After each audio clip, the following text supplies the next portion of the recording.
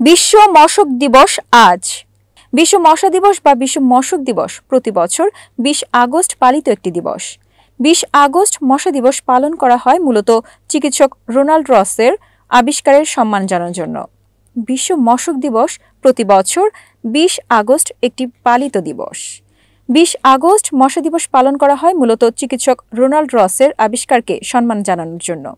1897 সালের 20 আগস্ট চিকিৎসক রোনাল্ড রস অ্যানোফিলিস মশাবাহিত ম্যালেরিয়া রোগের কারণ আবিষ্কার করেছিলেন। পরবর্তীতে তিনি এই রোগে আবিষ্কারের জন্য নোবেল পুরস্কারে ভূষিত হয়েছিলেন। 1930-এর দশক থেকে দিবসটি পালিত হয়ে আসছে। যুক্তরাজ্যের London school of hygiene and tropical medicine দিবসটি প্রথম পালন করা শুরু করে। বিভিন্ন ভয়াবহ রোগের মধ্যে মশাবাহিত ম্যালেরিয়া, ডেঙ্গু উল্লেখযোগ্য।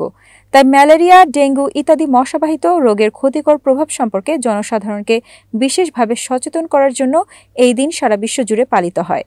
মশাবাহিত রোগ থেকে সাবধান হওয়ার জন্য সতর্কতামূলক ব্যবস্থা নেওয়ার জন্য এই দিনে সমগ্র বিশ্ব জুড়ে বেশ কিছু সতর্কতামূলক ও সচেতনতামূলক কর্মসূচি পালন করা হয়।